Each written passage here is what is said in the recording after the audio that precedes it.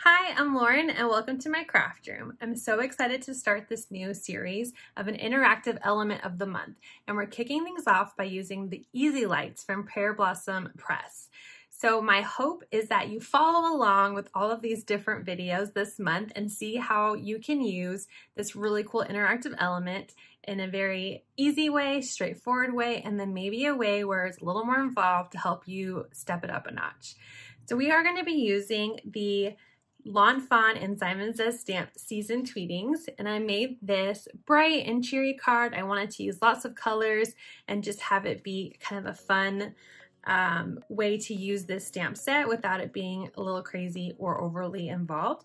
With a very simple just push here, and you can see my lights are in the actual lights of the card. So I'm really excited to start this off. I hope you enjoy this series.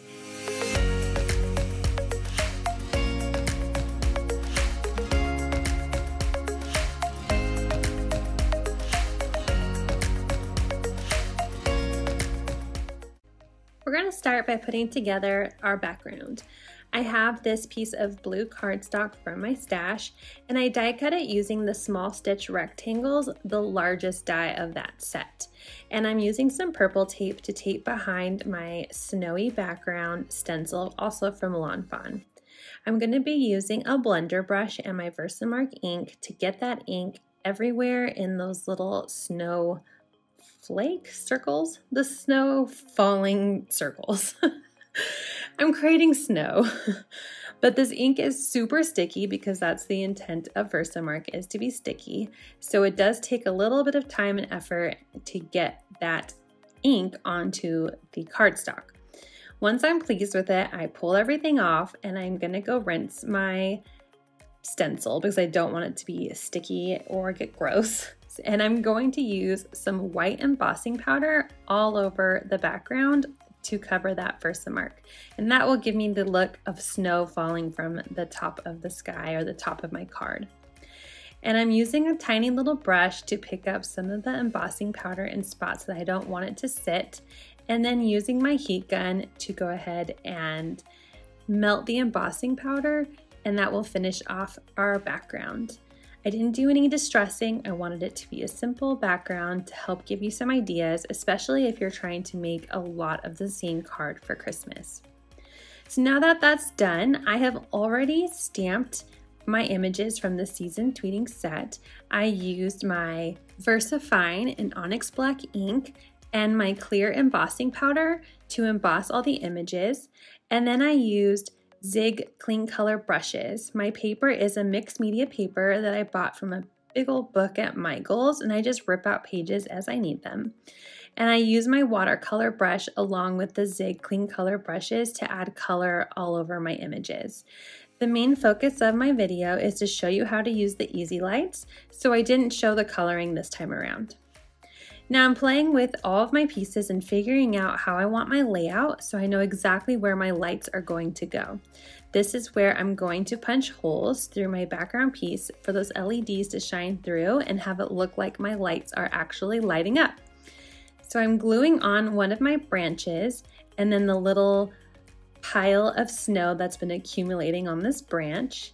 And then I'm going to place those three lights exactly where I want them to go. And I'm going to use a self-healing mat, my puncher or piercing tool, piercing tool, and some purple tape to help keep my lights in place. And I'm going to just punch a little, I did it again, pierce a little hole where those three lights are going to be. And then I'm going to use an actual hole puncher to punch exactly in those same spots. So now I have 3 holes through my background that will be right behind these lights. Now I'm going to glue these lights down. I'm applying glue to the string and just at the very tip of my light bulb, because these are more of an oval shape and I used a circle hole punch, I can apply just a little bit of glue to the tip of my lights, and that will help keep that paper in place. To hide my light string, I am using a little cluster of berries and holly so that it looks like it's the start of my light string. Now to add the rest of my pieces, I'm going to pop them up using some foam tape. So I'm applying foam tape to my birdhouse as well as this little bow that has the kind of ornament looking string dashed line coming through, as it's going to be holding my birdhouse up as it's suspended under the branch. And I'm applying the snow to this branch, and that's going to be holding up my birdhouse. And I'm popping these up to give a little more dimension. It looks like they are closer to you than the string of lights. And I'm going to go ahead and remove the release paper from my birdhouse. And I'm going to add some foam tape as well to the branch and release that as well. And then I'm going to work on adding my cute little caroling birds. It would have been really fun to also emboss some music notes or maybe have one of the sentiments above it, but I really wanted to focus on the light technique and not so much everything else on my card. So now I'm going to add foam tape to the birds, and I'm adding a little bit of glue to their little feet because that's going to be on top of the branch and won't need to be popped up, and it will just help keep those birds in place. And I'm going to do this for all 3 of the birds. I really love these birds. They're so cute. I'm going to have them lined up so it looks like they have one wing behind the center caroler with a little book. Like they're just, having a good time and standing next to each other like you would imagine carolers look. It's so cute. And for this last branch, I added it just to help fill up the card a little more, and I'm going to glue that straight down again. So again, it's giving that depth that the caroling birds and the birdhouse are closer to you who's looking at the card than the other branches. And I've trimmed off any excess just to give it a clean look throughout the card. So now that that's done, I need to add a sentiment that says push here, so my card receiver knows exactly where to push to turn on those Christmas lights. So I'm stamping it again in VersaMark ink, and I'm using white embossing powder to put on that sentiment. I'm going to use my heat gun once it's warmed up and melt that embossing powder down.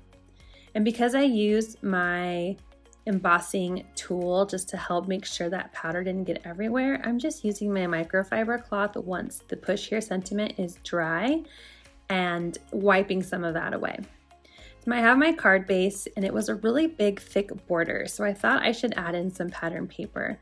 Plus my cardstock is white, and even though it is really thick, the light might shine through the other side, so this is a good way to add a little bit of extra in between your LEDs and your card base if you're using a thinner card base.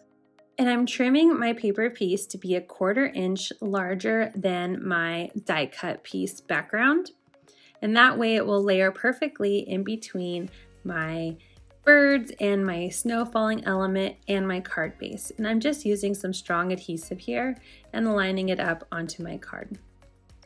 And then I am going to start working on the LED. So here comes the fun part.